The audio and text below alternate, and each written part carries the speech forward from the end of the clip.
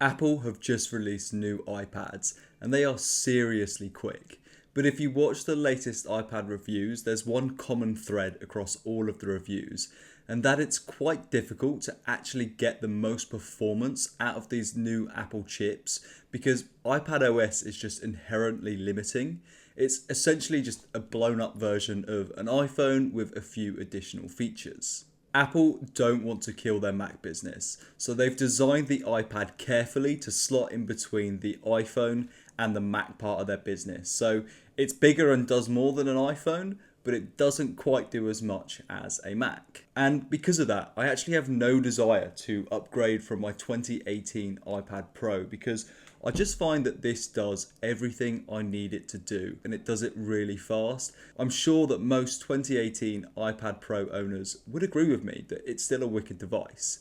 So if I have no intention of upgrading, is it worth you going out and buying one in 2024, 6 years after its release? And I'm going to argue yes, as long as you can get a good price. If you want an iPad for taking notes, watching stuff, designing things with the Apple Pencil, photo editing, playing games on it, this iPad is still going to do a really good job. In this video, I'll give you a full overview of how the 2018 iPad Pro holds up in 2024. So let's start off with the actual hardware of this device. And the best thing about this iPad is easily the 11-inch screen.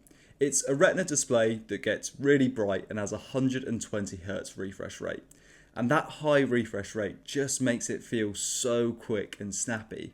I can't show you how good it is in this video because my camera's only shooting at 24 frames per second, but it does make this iPad feel super quick. I love watching movies and TV shows on this iPad, and up until last week, this was the best display that you could get on an 11-inch iPad Pro.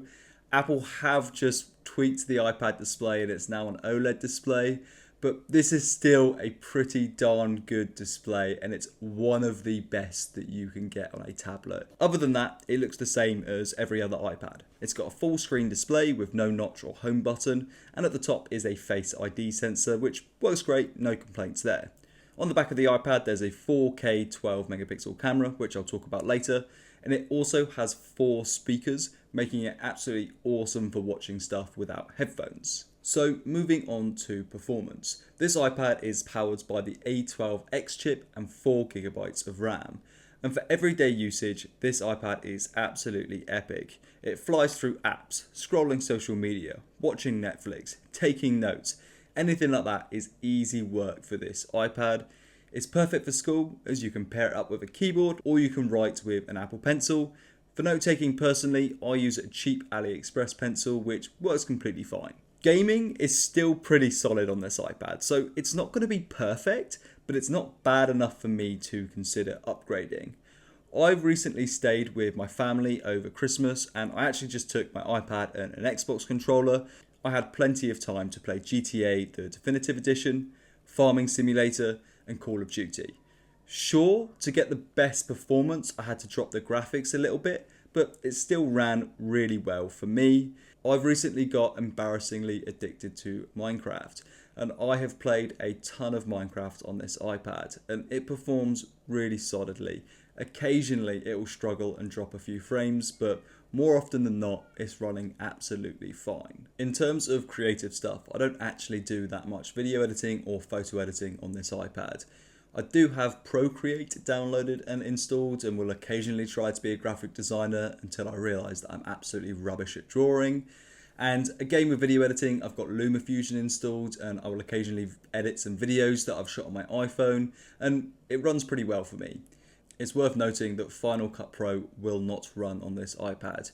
You need an M1 chip or newer, and there might be a few games or other applications that you need the latest chip to run, but I've not encountered any issues of apps or anything that I've tried downloading that won't run on the 2018 iPad Pro. One important thing to consider is software support.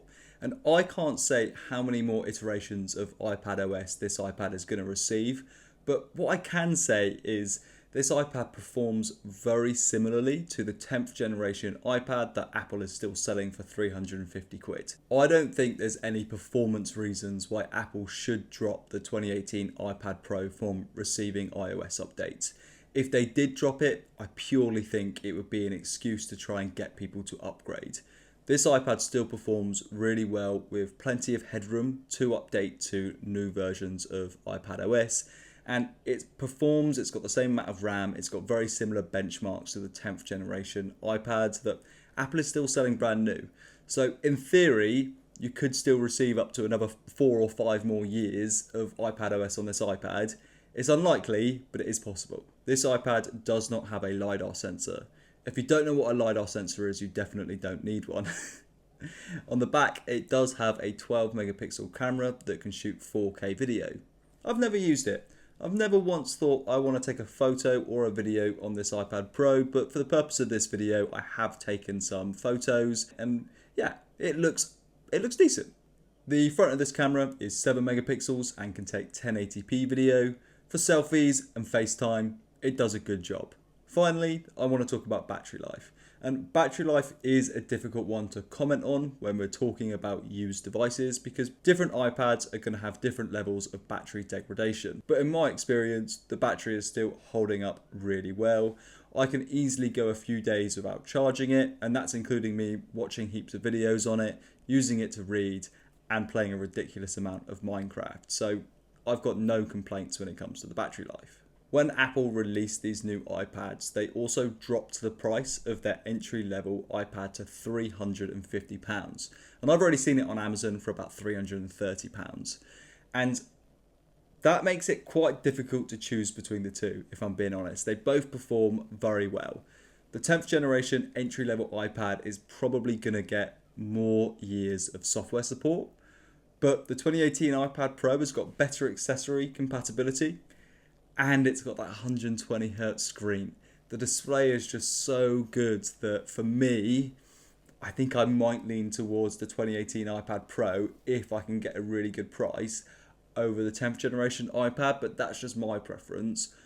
I would just not overspend on the 2018 iPad Pro. Just make sure you're getting a bargain. You don't want to spend more than 330 quid when you can buy a new 10th gen iPad that is pretty similar on a used device. So just be really careful of the price that you're paying and make sure that you're getting yourself an absolute bargain. Thank you very much for watching, and I hope you found this video useful. Cheers, bye bye.